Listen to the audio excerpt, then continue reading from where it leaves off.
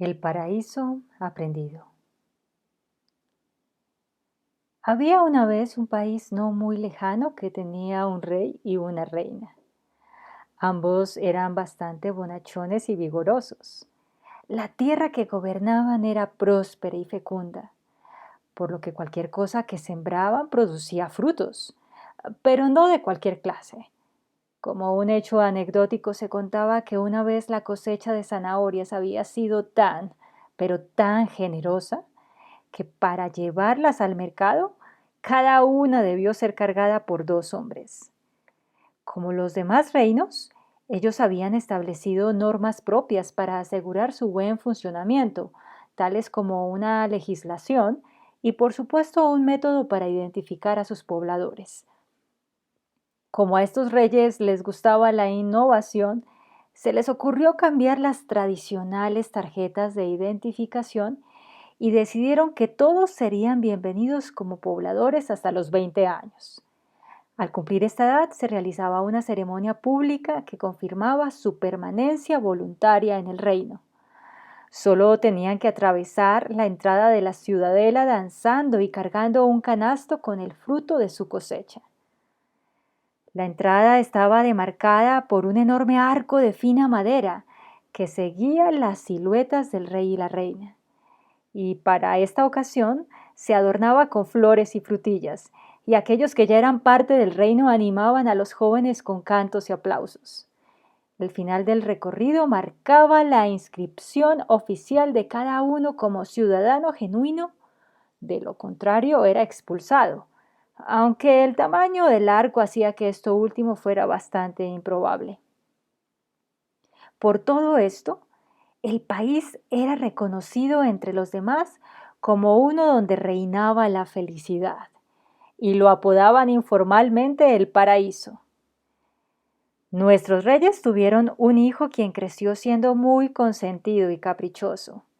Al llegar a su juventud partió para lejanas tierras con su paje y varias bolsas de oro, esperando vivir grandes aventuras. Pasados varios años, los reyes fallecieron, y él tuvo que regresar para cumplir sus nuevas funciones como monarca. Los ciudadanos del paraíso lo esperaban con ansiedad, pero al llegar nadie lo reconoció.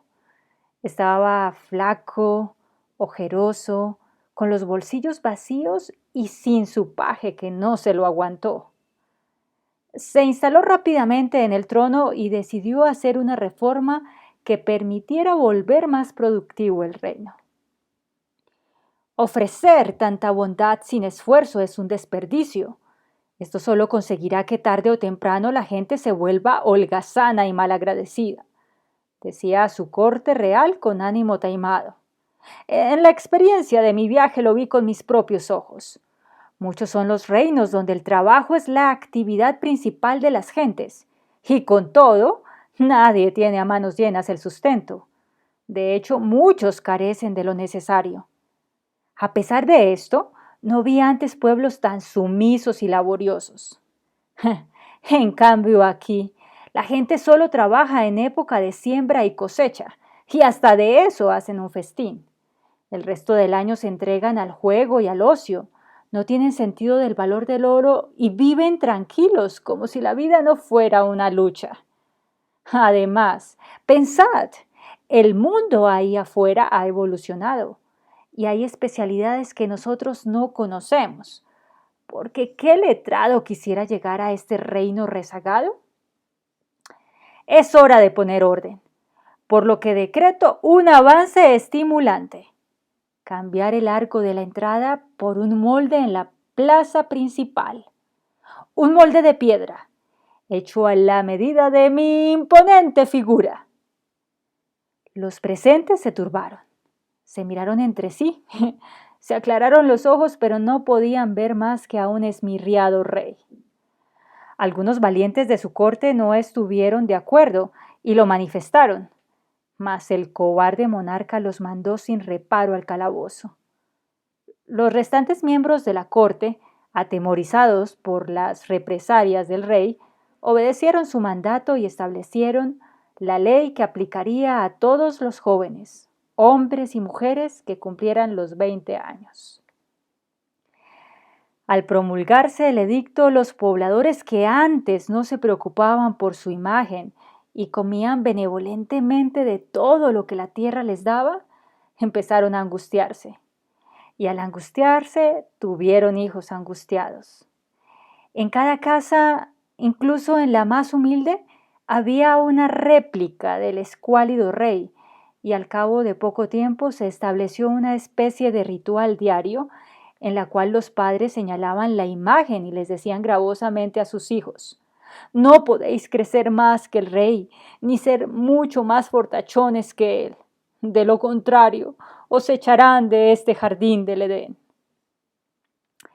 La verdad, el reino había dejado de ser un paraíso, ya que las nacientes necesidades a partir de este edicto lo transformaron aceleradamente en un lugar de comercio y especialidades.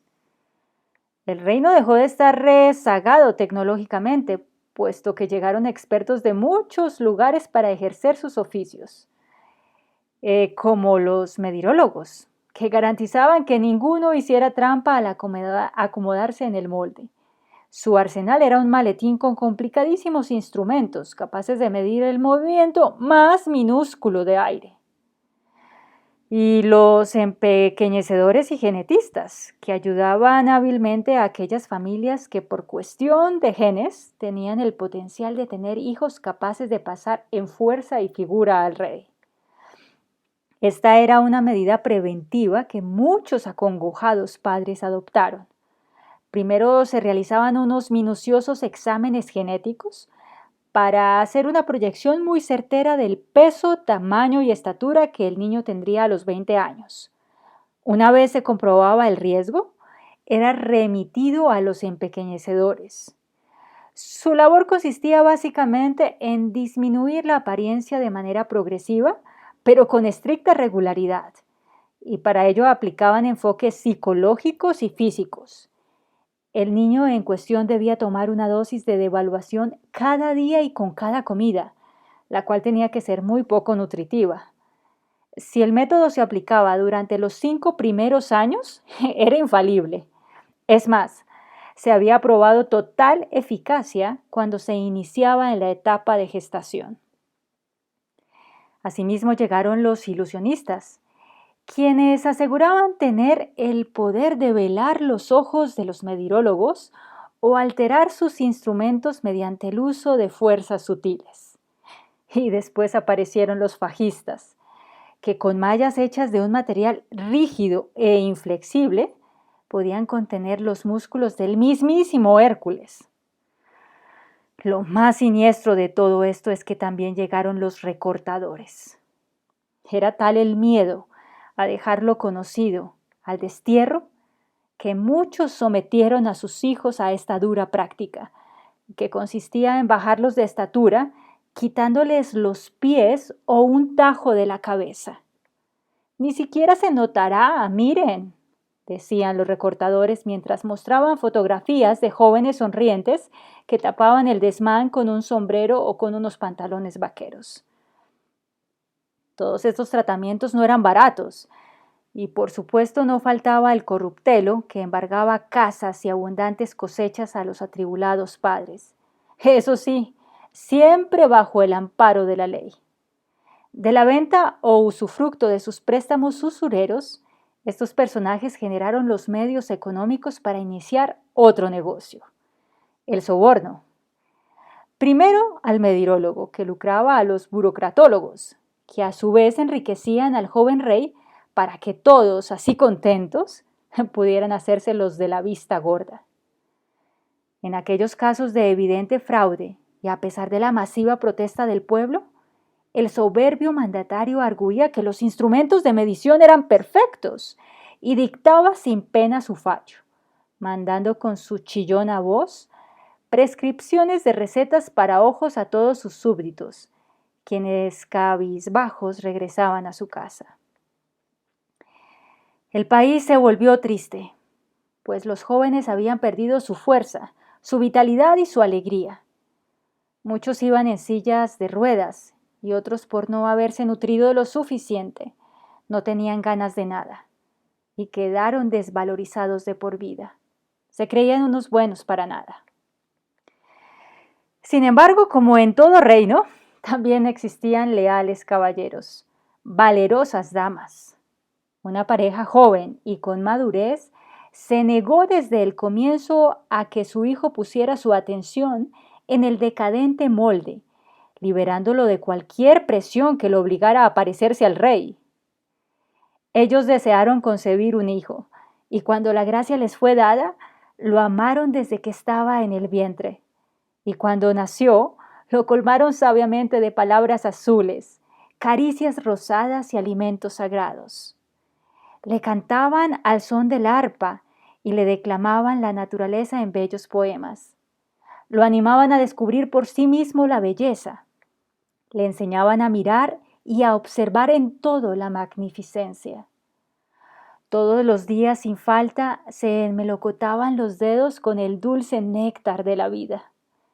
Pintaban sus cristalinos ojos del color salado del mar y del acaramelado río. Bebían junto con el tupido bosque el rocío del cielo índigo. Bañaban sus manos en tierra vivaz y humedecida. Se vestían de inmensidad con el firmamento, sus estrellas, el sol y la luna. Rezaban sin falta y a cualquier hora su oración más preciada, el solemne silencio. Cada día le decían, crecerás tanto como debas y serás aquello que tu corazón te dicte. Y si llegado el momento, vas más allá de los límites establecidos por aquel caprichoso rey y te echan, ciertamente no irás solo. Sin dudarlo dejaremos esta casa que perteneció a los padres de nuestros padres, por la que sentimos aprecio, pero ninguna clase de apego. Lo dejaremos todo, porque nuestro mayor tesoro siempre va con nosotros, y el más bello fruto eres tú, hijo del amor. A pesar de la armonía que vivían entre ellos, los vecinos y algunos familiares constantemente les acosaban. Varios miraban el cuadro con soterrada envidia, con extrañeza, con frialdad. Sus ojos habían perdido el brillo y se habían helado como témpanos. Incluso unos cuantos de buena fe querían ayudar. Cuando se acercó la fecha de presentación pública del joven, hicieron una colecta para que, antes de someterse al escarnio del exilio, pudiera hacerse algún tratamiento y así tuviera la opción de permanecer en el reino. Les agradecemos, pero no. Se negaron enfáticamente los padres. Nuestro hijo es hijo del amor y crece a su medida.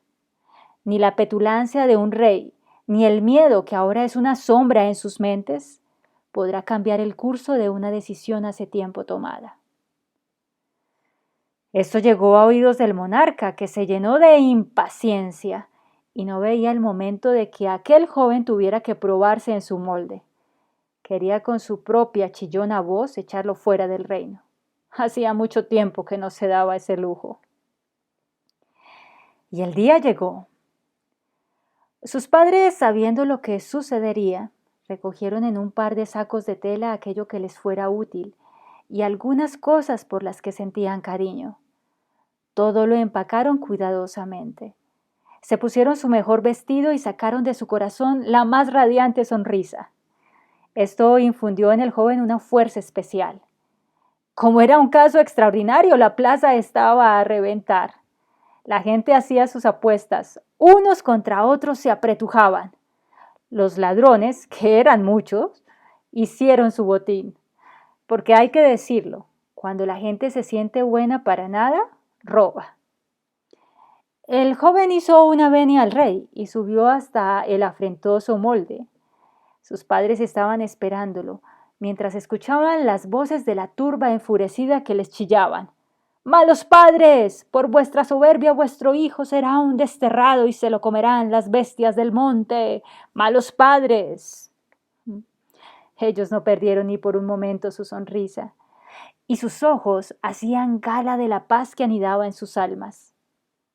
El joven se acercó ante el molde de piedra, delineado sin duda a la medida de un rey desdichado, el mismo que lo observaba desde el cómodo sillón. solo que ahora estaba aún más cambiado por los años. Ya no podía andar derecho, sino encorvado. Aquella figura a la que los ciudadanos rendían culto y en la que tenían que caber para ser parte del reino, era la imagen de alguien que ya no existía, que tal vez nunca existió. Sin embargo, nadie pudo notarlo.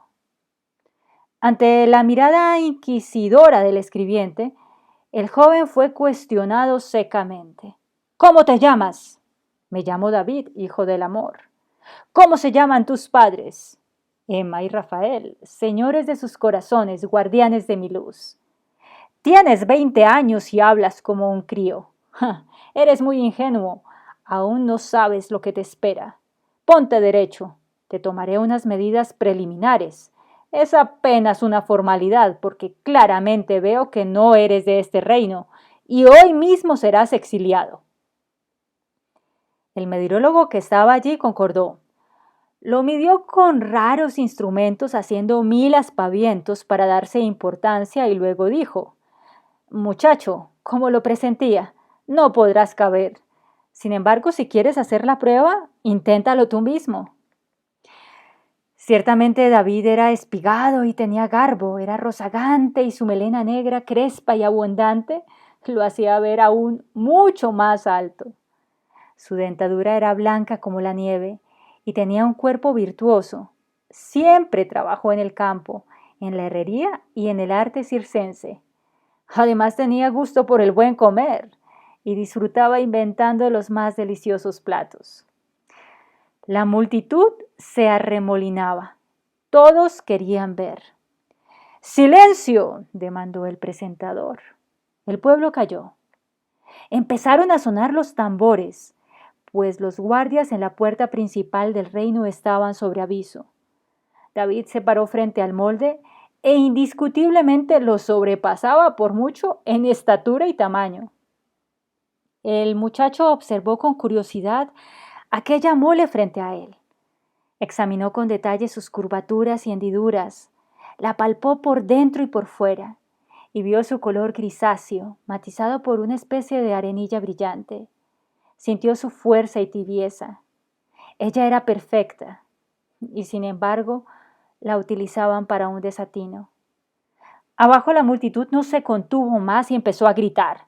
¡Lo sabíamos! ¡Fuera! ¡Fuera! ¡Fuera! El muchacho levantó la mano y dijo, un momento, por favor. Ya que es la última vez que me veréis, os pido me escuchéis. El rey, con una sonrisa sarcástica, hizo una seña y el presentador mandó callar la multitud. Con notoria desenvoltura, David contó. Nací en esta tierra de verdes colinas, de dulce aroma fértil y floreciente. Aquí mis tatarabuelos vivieron y tuvieron sus hijos, y generación tras generación gozamos de la abundancia de sus campos y de sus aguas. Hoy es un día muy importante, y espero que todos vosotros lo recordéis. Ciertamente la medida bajo la cual todos vosotros os medís para poder pertenecer a este reino que es generoso, es una medida mezquina que os ha empobrecido. Habéis desperdiciado vuestras vidas mirando vuestra aparente imperfección en el espejo y habéis dejado de ver la belleza opulenta que os rodea, que representáis vosotros mismos. Lastimosamente ya no tenéis ojos para verlo, sino que todo lo que percibís lo hacéis a la sombra de este caduco molde. Tuve la fortuna de ser hijo del amor. Por ello se me permitió crecer a mi medida, siendo quien soy. Y por eso hoy todos vosotros me repudiáis, a mí y a mis padres. Y sin embargo no importa, os comprendo y entiendo la profunda pena que puede ser ir en contra de lo divino, que siendo vuestra naturaleza que os elevéis al sol, ahora os arrastráis. Miraos, en lugar de haceros grandes, valerosos, creativos, os habéis vuelto pequeños, débiles y monótonos. No pertenezco a este reino. Estáis en lo cierto. Y hoy me voy, pero os demostraré que me voy porque quiero. En ese momento David sacó de su bolsa un pergamino. Era el edicto real promulgado años atrás y lo leyó en alta voz. Todo aquel que quiera pertenecer a este reino a los 20 años debe, como condición ineludible y en virtud de su afecto sincero, demostrar su acoplamiento al molde real, hecho en honor a la fina y pura estampa del rey más gallardo, modelo ejemplar de este reino, reino entre los reinos. Si así lo hiciera, vivirá disfrutando de la abundancia de esta tierra. Pero el que no lo hiciere será expulsado ese mismo día y no volverá jamás a pisar este próspero valle. ¿Es esta la ley?, les preguntó a los burocratólogos que allí estaban. Y todos con sus adustas caras dijeron severamente, sí. El joven guardó el pergamino en su bolsa y con una tremenda flexibilidad enrolló su cuerpo para entrar en el molde, de tal modo que cupo por completo y aún sobró espacio. El medirólogo se desmayó. Los burocratólogos se turbaron. El rey casi se sale de la ropa. Los ilusionistas atónitos recuperaron la fe y la multitud murmuró toda al mismo tiempo. ¡Oh! David salió sonriente. Se estiró haciendo crujir algunos de sus huesos. Se incorporó y ayudó a levantar al medirólogo, quien ya volvía en sí. Luego se volvió a dirigir al pueblo. He hecho de acuerdo con la ley, y todos lo habéis visto. Podría quedarme, pero no lo haré. Deseo que mis hijos crezcan en un reino donde no exista ningún molde ni ninguna imagen que los pueda contener. Ellos serán como el viento, libres. Serán únicos como yo también lo soy, como bien hubieseis podido serlo vosotros. Agradezco a mis padres que nunca dudaron en enseñarme lo que verdaderamente es digno de ser aprendido. Ellos me enseñaron el amor, me acompañaron a crecer, cuidaron que las fuerzas del miedo y la duda no apagaran la llama en mi corazón. Nunca me dijeron lo que sería, pero sí insistieron en que yo debía y podía descubrirlo. Me dijeron que lo que vale no estaba en mi forma ni en mi figura, pero sí estaba en los sueños que albergaba mi alma y en el valor para cumplirlos. Me dijeron que ellos no podrían caminar mi camino, pero que siempre estarían conmigo. Y si me permitís, también os agradezco a vosotros, porque sin quererlo, me habéis ayudado a hacerme fuerte en la verdad. Me voy, con mis padres, en busca de un reino nuevo. Y vosotros decís, ¡qué miserable! Morirá. Pero yo os digo que la miseria está en vuestras mentes, porque ¿de qué os sirve ahora las riquezas y la abundancia de esta tierra, si en vuestros años primeros se llevaron vuestra risa, vuestra gracia, vuestros juegos? Se llevaron vuestra vida y no lo habéis notado. Se llevaron vuestra alegría de vivir. Y me pregunto, ¿será posible que algún día os miréis en el espejo y os veáis bellos, perfectos? Me pregunto, ¿podréis volver a sonreír sin miedo? No lo sé. La multitud se quedó enmudecida. David se bajó de aquella tarima, se acercó a sus padres, los besó y juntos se marcharon. Se dice que más allá de todos los reinos, no muy lejos, hay uno sin igual llamado Uma. La ley que lo rige es la ley del amor. Allí cada uno puede ser quien es y con su habilidad y alegría sostienen en esplendor el reino. Allí no se conoce la carencia ni tampoco la acumulación, pues hay abundancia de todo para todos en todo tiempo. Muchos piensan que es un mito. Otros creen que es allá donde vive David con sus padres y sus hijos, y donde van a parar todos los que saben vivir sin miedo. Aunque cada vez menos, En ocasiones se oyen noticias de aquel reino dejado años atrás. Lo siguen llamando el paraíso. Así que tengan cuidado con los noticiarios cuando les hablen de dicha y fortuna. Miren con atención.